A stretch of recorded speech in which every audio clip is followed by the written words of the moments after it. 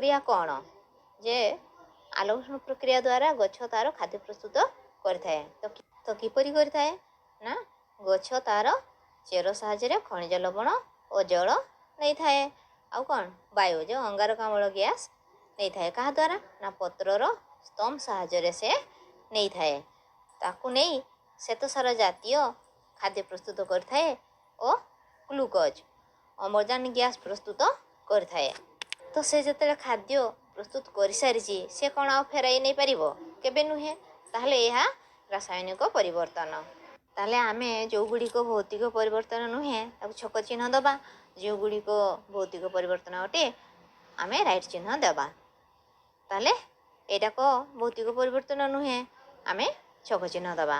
ख नंबर सेमती देख कौन अच्छी पुराणा कागज व्यवहार कर ठुंगा तैयारी करवा ठुंगाटा जो आम खोलीदबा पुणी से कागज हो गला ताहले एटा कौन है ना कौन सी अन्य किसी परिवर्तन है ना जहाँफल कि आम भौतिक परिवर्तन कहीपर। ग नंबर सेमती देख कौन अच्छी ना गोटे तंबा मुद्रा को पिटी पिटी चेप्टा करवा ताहले तार अवस्थार परिवर्तन होइछि से आउ कौन अन्य किसी परिवर्तन होइछि कि नुहे ताले से मध्य भौतिक परिवर्तन आमे टिक चिन्ह दबा। घ नंबर सेमती कौन अच्छी ना स्वच्छ चून पानी को गोटे सरू मुह थिबा शिशिरे नहीं फुंकिबा तो स्वच्छ चून पानी को जिते आम फुंकिबा अंगारकाम्ल गैस कला जहाँफल कि दुधिया रंग हो गला ताले से कौन आउ पुणी स्वच्छ चून पानी हो पार कि केबे नुहे ताले सेटा होची रासायनिक परिवर्तन आमे डाउन साइड रे आमे क्रॉस चिन्ह दबा। 1 नंबर सेमती देख कौन अच्छी विभिन्न आवर्जना पदार्थ को खत तैयारी करवा आमे आवर्जना को नहीं पुती दबा तो किछि दिन पर से कौन खत हो जाइथिबो सेटा कौन आउ परिबा चुपा हो पार कि ना आउ आवर्जना हो पार केबे नुहे से तार पूरा परिवर्तन हो जाइछि तेणु एटा गोटे हम रासायनिक परिवर्तन ताने भौतिक परिवर्तन हेब नाही तो याको आम मध्य क्रॉस चिन्ह दबा। तापर देख 6 नंबर तुलारू सूता प्रस्तुत करवा पुणी सूताटा जो खोलीदबा से तुला हो गला ताने से पूर्व अवस्था को फेरी आसला एटा मध्य हम भौतिक परिवर्तन।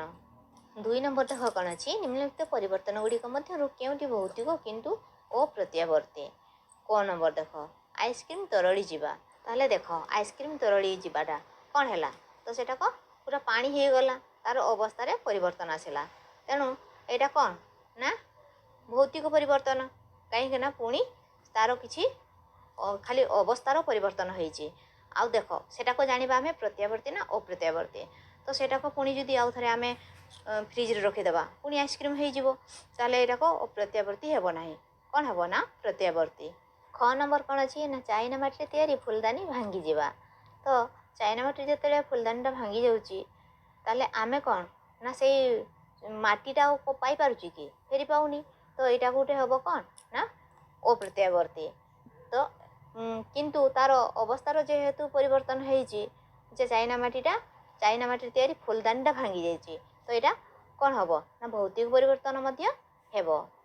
सेमती गो नंबर देख इलेक्ट्रिक बल्ब जलाइबा ताहले इलेक्ट्रिक बल्बटा को आमे स्विचटा जिते बेले दबा जलिबो जिते स्विच बंद करदेबा से बंद हो जिवो तार अवस्थार परिवर्तन होउछि तो यहाँ को कौन हम ना से भौतिक परिवर्तन हम कहीं ना से अप्रत्यावर्ती हेबनी से पूरा पूरी अलग हो जाउछि कि हेउ नाही तो ताको आमे प्रत्यावर्ती मध्य कहिबा।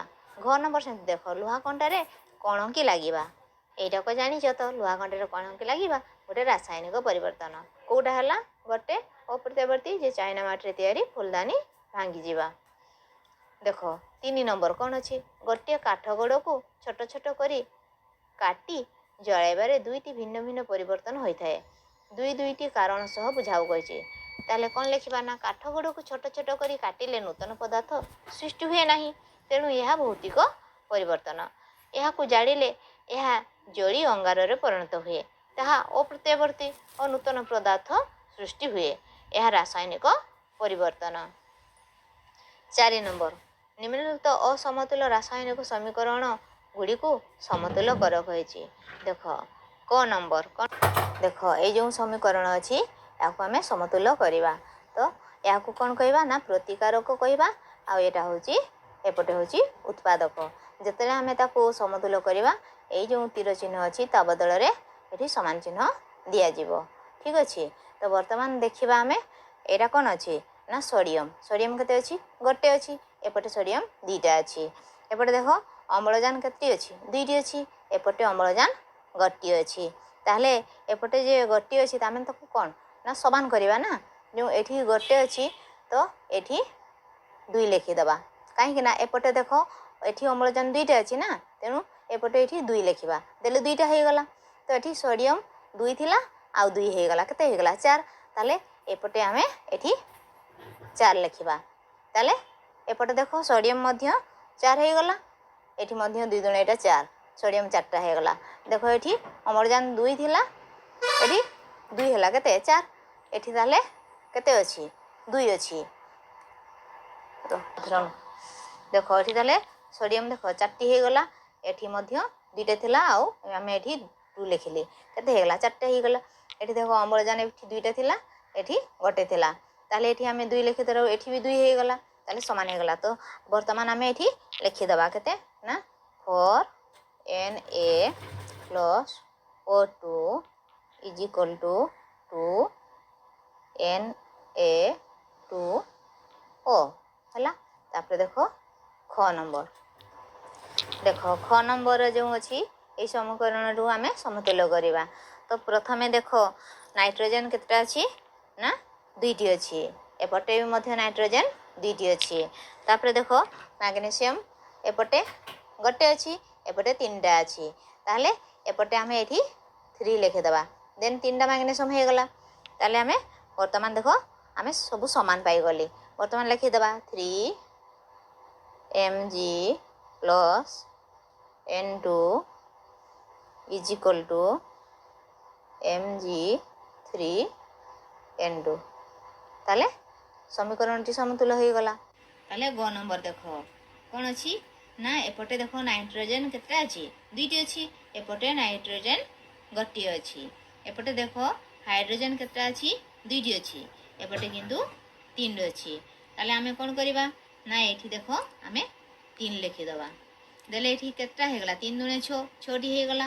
ଏଠି ମଧ୍ୟ କେତେ ଏଠି 2 ଲେଖବା। ଦେଲେ 2 3 6 ହାଇଡ୍ରୋଜେନ କେତେଟା ହେଲା 6ଟି ହେଇଗଲା। କିନ୍ତୁ ନାଇଟ୍ରୋଜେନ ଦେଖ ଏଠି 2ଟା ଅଛି ଏଠି ତାହେଲେ 2ଟି ହେଇଗଲା। ତାହେଲେ ସମାନ ହେଇଗଲା ନା। ତାହେଲେ ଆମେ ବର୍ତ୍ତମାନ ଲେଖିଦେବା N2 + 3H2 = 2NH3। ଘ ନମ୍ବର ସେମିତି ଦେଖ କ'ଣ ଅଛି। ତାହେଲେ ଏଇଟା କ'ଣ କହିଲ ଏଇଟା ହେଉଛି ପଟାସିୟମ୍ କ'ଣ ପଟାସିୟମ୍ କ୍ଲୋରାଇଡ୍। ତାହେଲେ ଏଠି ଦେଖ ପଟାସିୟମ୍ କ'ଣ ଅଛି ନା ଗୋଟିଏ ଅଛି ଆଉ କ୍ଲୋରିନ୍ ବି ଗୋଟିଏ ଅଛି। ତାହେଲେ ଏପଟେ ବି ଦେଖ କ'ଣ ନା ଏପଟେ ବି ଗୋଟିଏ ଅଛି। ତାହେଲେ ଅକ୍ସିଜେନ୍ ଏଠାରେ କେତେ ଅଛି 2ଟି ଅଛି। ଏପଟେ ଅକ୍ସିଜେନ୍ କେତେଟା ଅଛି ନା 3ଟି ଅଛି। ଦେଖ ତ ଆମେ ତାହେଲେ କ'ଣ କରିବା ଏଠି ଦେଖ 2 ଲେଖିବା। ଦେଲେ କେତେ ହେଇଗଲା ନା 6ଟି ହେଇଗଲା। ଏପଟେ ତାହେଲେ କେତେଟା ଅଛି ଏଠି 2ଟି ଅଛି ଏଠି 3 ଲେଖିଦେବା। ଦେନେ 3 ଦୁणे 6ଟି ହେଇଗଲା। ଅକ୍ସିଜେନ୍ 6ଟି ହେଇଗଲା। ଏଠି ଆମେ 2 ଲେଖିବା କାହିଁକି ନା ଆମର ଏଠି ପଟାସିୟମ୍ କ'ଣ ଅଛି ନା ଏଠି 2ଟା ହେଲା ନା ଏଠି ତାହେଲେ 2 ଲେଖିଦେବା। ଏଠି ଗୋଟେ ଥିଲା ଏଠି ବି ଗୋଟେ ଥିଲା। ତାହେଲେ ଏଠି 2 ଲେଖବା 2ଟି ହେଇଗଲା। ଏପଟେ ମଧ୍ୟ 2ଟି ହେଇଗଲା। ଏଠି ଦେଖ ଏଠି ଅକ୍ସିଜେନ୍ 3ଟି ଥିଲା ଏଠି 2ଟି ଥିଲା। ଏଠି ଯେତେବେଳେ 2 3 କେତେ ହେଲା 6ଟି ହେଇଗଲା। ଏଠି ମଧ୍ୟ 3 ଲେଖିଦେବାରୁ 6ଟି ହେଇଗଲା।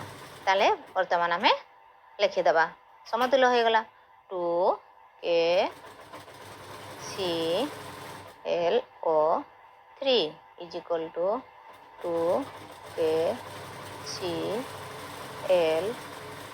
+ 3O2। 5 ନମ୍ବର କ'ଣ ଅଛି 5 ନମ୍ବର ଅଛି କ'ଣ ନା ଆଲୁମିନିୟମ ଅମ୍ଳଜାନ ସହ ପ୍ରତିକ୍ରିୟା କରି ଆଲୁମିନିୟମ ଅକ୍ସାଇଡ୍ ଉତ୍ପନ୍ନ କରେ। କ'ଣ କରେ ନା ଆଲୁମିନିୟମ ଅକ୍ସାଇଡ୍ ଉତ୍ପନ୍ନ କରେ। ତାହେଲେ ଆଲୁମିନିୟମର ପ୍ରତୀକ କ'ଣ ତାହେଲେ ଏଇଟା ଲେଖିଦେବା Al ପ୍ଲସ୍ କ'ଣ ଅଛି ନା ଅମ୍ଳଜାନ ସବୁବେଳେ 2ଟି ହୋଇଥାଏ। ତାପରେ कौन अच्छी ना प्रतिक्रिया करी आलुमिनियम ऑक्साइड उत्पन्न करे। तो आग एटा लिखि दी सरवा L2O3 या को आमे कौन करिबा ना समतुल्य करिबा। देखो एठी आलुमिनियम ऑक्साइड एठी केटा अछि ना दुईटी अछि। तो एपटे देखो हमर कौन अच्छी ना ऑक्सीजन 3टी अच्छी एपटे अच्छी केतरा ना 2टी अच्छी। ताले एठी आमे 3 लिखि दबा 3 दुणे केते हला 6 हे गला। एठी आमे एपटे 2 लिखबा देले 6टी हे गला समान हला। एपटे कौन अच्छी ना एठी देखो एठी 2टा थिला कौन एल्युमिनियम ऑक्साइड 2टी थिला एठी 2 लिखबा 4टी हे गला। ताले एठी आमे 4 लिखि दबा समान हे गला। एठी 4Al plus 3O2 is equal to 2AlO3 ताले कौन हला ना एल्युमिनियम अम्लजान सह प्रतिक्रिया करी एल्युमिनियम ऑक्साइड एटा देखो एल्युमिनियम ऑक्साइड उत्पन्न हला। ख नंबर देखो ख नंबर कौन अच्छी ना सोडियम अंगारकाम्ल सह प्रतिक्रिया कले सोडियम कार्बोनेट उत्पन्न होई थाए। ताले सोडियम रो प्रतीक कौन Na कहा सहित प्रतिक्रिया करिवो अंगारकाम्ल सहित कौन दबो ना प्रतिक्रिया कर सोडियम कार्बोनेट उत्पन्न होई थाए। ताले आमे लिखि दबा Na plus CO2 Na2 कौन उत्पन्न हैला इटा ना हमारो सोडियम कार्बोनेट ताले Na2CO3 प्लस कार्बन ताले एठी देखो एठी अछि कार्बन गटे अछि एठी गटे अछि एठी मध्य गटे अछि। तापरे देखो एठी सोडियम केतरा अछि गटे अछि एठी किंतु सोडियम 2टा अछि। एठी देखो ऑक्सीजन 2टी अछि एठी ऑक्सीजन 3टी अछि। जदि हमें एठारे 2 मल्टीप्लाई कर दबा ताले केतरा हैला ऑक्सीजन ना 6टा एठी सोडियम केतरा हे गला 2 दुणे 4टा हे गला। एठी ताले केते लिखि दबा 4 एठी मध्य 4टा हे गला। एठी देखो एठी केतरा अछि 2टी अछि कार्बन एठी कार्बन 2टी अछि तो एठी हमें 3 लिखि दबा केतरा हे गला 6टी हे गला। एठी मध्य कार्बन केतरा थिला ना 3टी थिला एठी 2 अछि ना मल्टीप्लाई तने केते हे गला 6टी हे गला। एठी तेरे समाधान हे गला आमे 4Na plus 3CO2 is equal to 2Na2CO3 plus C एठी ताले देखो कार्बन एठी गोटे थिला एठी गोटे थिला आ एठी गोटे थिला ताले एठी हमरो देखो एठी जते बेले हम एठी 2 मल्टीप्लाई करली केतरा हला 2टा हे गला ना एटा गोटे 3टा हे गला। एठी हमें 3 मल्टीप्लाई करची एठी ताने कार्बन केतरा हला 3टा हे जाईची ताले एठी देखो हमें एटा को समाधान कर देलो तो समतुल्य हे गला। ग नंबर देखो कोन अछि पोटेशियम गंधक सह प्रतिक्रिया करी पोटेशियम सल्फाइड रे रूपांतरित हुए। कौन हुए ना पोटेशियम सल्फाइड रे रूपांतरित होई थाए। ताले पोटेशियम होउची कौन ना K आउ सल्फर होउची S ताले पोटेशियम आउ सल्फर एठी हे गला कौन ना K2S। तो देखो एठी पोटेशियम गटे अछि एठी पोटेशियम 2टा अछि एठी सल्फर गटे अछि एठी गटे अछि ताले आमे एठी 2 मल्टीप्लाई कर दवा देले केते हे गला ना पोटेशियम एठी 2टा हे गला एपटे मध्य 2टा हे गला। ताले एटा बहुत सहज ताले एठी लिखि दबा 2K plus S is equal to K2S समाधान हे गला। वर्तमान घ नंबर सेमती देखो घ नंबर कौन अछि ना कार्बन मोनोऑक्साइड अम्लजान रे दहित हेले अंगारकाम्ल उत्पन्न हुए। कौन उत्पन्न हुए ना अंगारकाम्ल उत्पन्न हुए। तो देखो आमे लिखिबा ताले एठी ताले केतरा थिला कार्बन गोटे थिला तने 2 मल्टीप्लाई करली आ एपटे सेमती तने 2टा हे गला एठी देखो एठी मध्य कार्बन गोटे थिला 2 मल्टीप्लाई करला बरु 2टा हे गला एठी ऑक्सीजन 2टा थिला ଏଠି 2 ମଲ୍ଟିପ୍ଲାଏ ହେଲା ବେଳକୁ କେତେଟା ହେଲା ନା 4ଟି ହେଇଗଲା। ଏଠି ଅଛି କେତେଟା ଅକ୍ସିଜେନ୍ 2ଟା ଅଛି। ଏଠି ତମେ 2 ଯେତେବେଳେ ମଲ୍ଟିପ୍ଲାଏ କଲି ଏଠି ଗୋଟେ ଥିଲା ତାହେଲେ କେତେଟା ହେଇଗଲା 2ଟା ହେଇଗଲା। ତାହେଲେ 2 2 କେତେଟା ହେଲା ଏଇଟା 2 ଆଉ 2 ମିଶିଗଲା ବେଳକୁ କେତେଟା ହେଇଗଲା 4ଟା ହେଇଗଲା। ଏପଟେ ମଧ୍ୟ 4ଟା ହେଇଗଲା। ତାହେଲେ ସମାଧାନ ହେଇଗଲା। ଏଠି ଲେଖିଦେବା 2CO plus O2 is equal to 2CO2।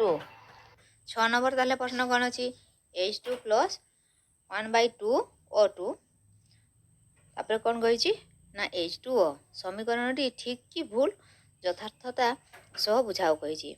ତାହେଲେ ସମୀକରଣଟି ଭୁଲ ଅଟେ କାରଣ ରାସାୟନିକ ପ୍ରତିକ୍ରିୟାରେ ଅଧା ମୌଳିକ ପ୍ରତିକ୍ରିୟାରେ